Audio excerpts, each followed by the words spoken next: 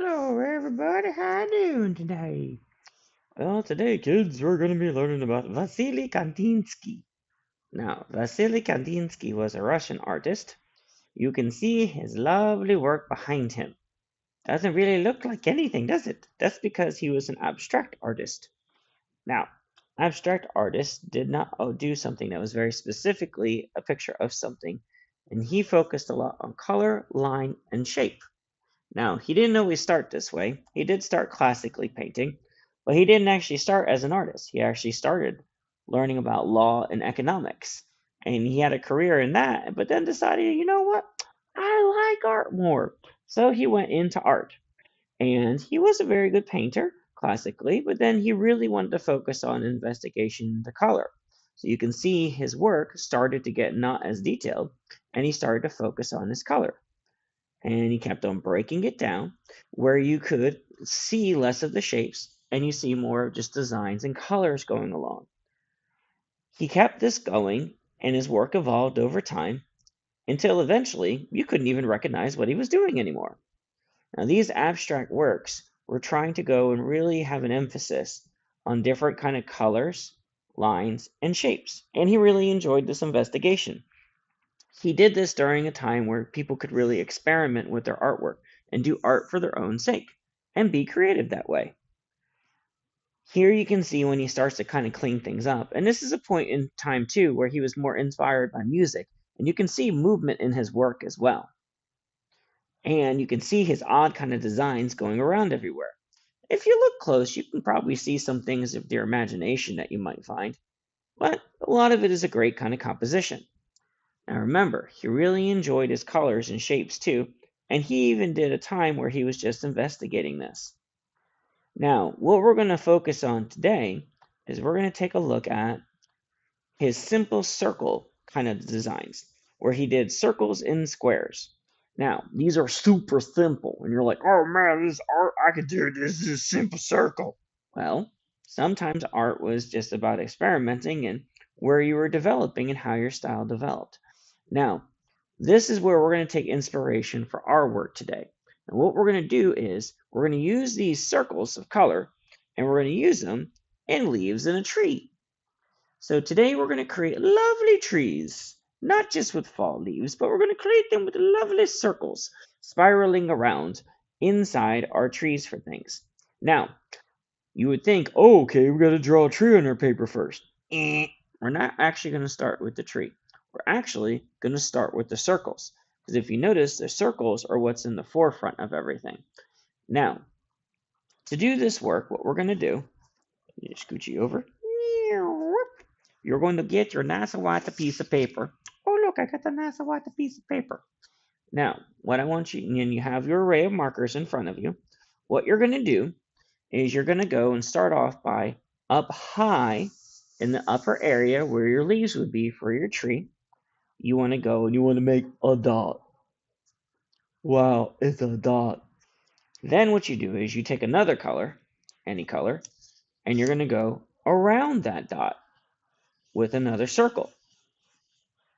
Notice I made it thick. I didn't just make it some skinny line. I don't want you just to make a dot and then be like, okay, a little itty bitty line around it. I want you to try and go around it a couple of times and make a fatter donut. Now, that's just two colors. You want to at least do three. So here I'm going to grab another color and I'm going to go around this one.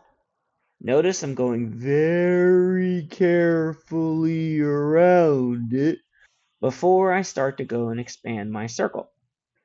Now, I can go and use different colors for these. Like I'm probably not going to repeat the green over here. I'm going to use another one of these things. Notice I'm kind of placing the edge down. I'm kind of going around and around and around and around. Now, these are both using circles. Now, notice they're not in the same exact spot. They're spaced out, which is what you want to do. So you want to think about spacing. So here I might kind of do one up high now, where I do my dot. Then I can repeat colors too. I don't have to keep on finding new colors. So maybe now I do this one here. Go around a little more time here, a little fatter. And I'm going to go one more time here with another. Get back. Another color coming around the outside here. Now, If you want to be adventurous and creative, you can do this not just with circular shapes. So I could go and do this with a different shape too. Let's say right here, instead of a circle, I'm going to go and do a square or a rectangle. Now, if I start off with a square or rectangle, what shape do you think has to go around it? You're right. Another square or rectangle. So I follow around it like I saw. Going all the way around it with that shape. Now, if you notice, this is getting pretty big. Oh no, I'm about to run into that one.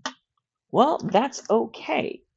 If you overlap where you put one in front of the other, if I hit this one, what I do is I just kind of come around it carefully so that I don't run into it completely. So I'll just go and make my square where I see it, but I want this one to kind of be behind that one, is what you do.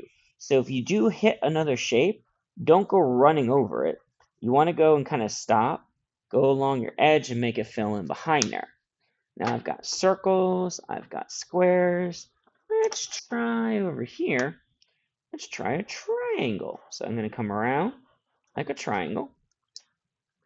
Let's see, go grab my blue here, come around like a triangle here, going up and around here, and then I get my edge. Now I need to be careful. My last shape here, I need to not use a green and not use a yellow right here, because those are right there.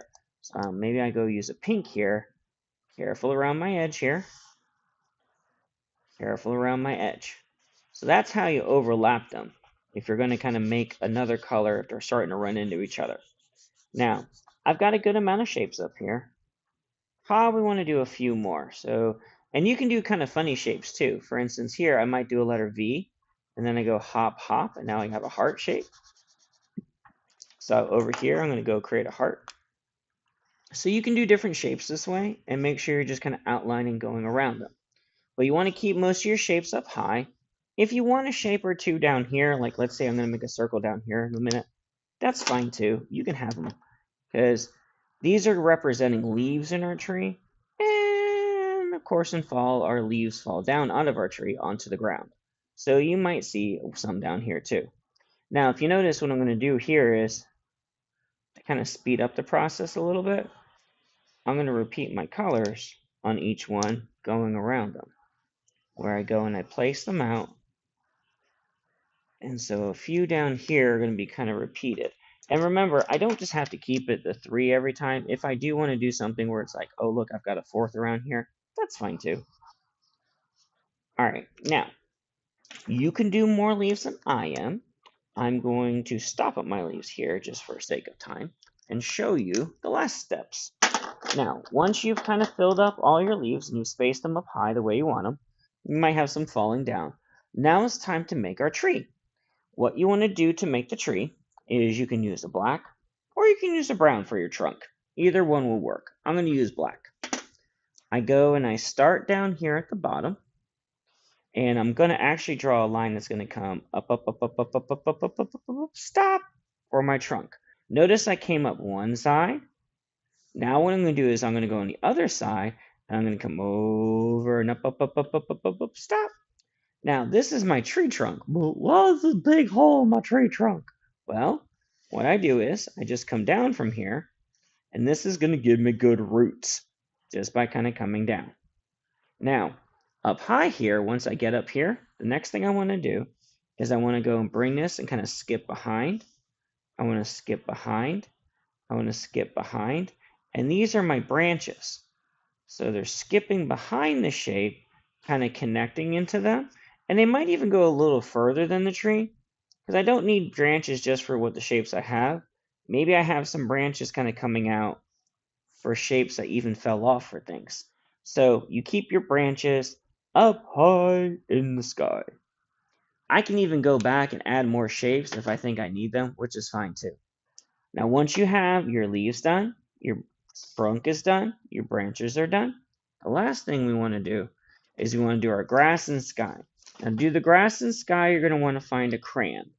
Now, if you want to test a color, of course, you'll flip-a-doo-dah your paper over and test your color on the back. So I think I like that green more.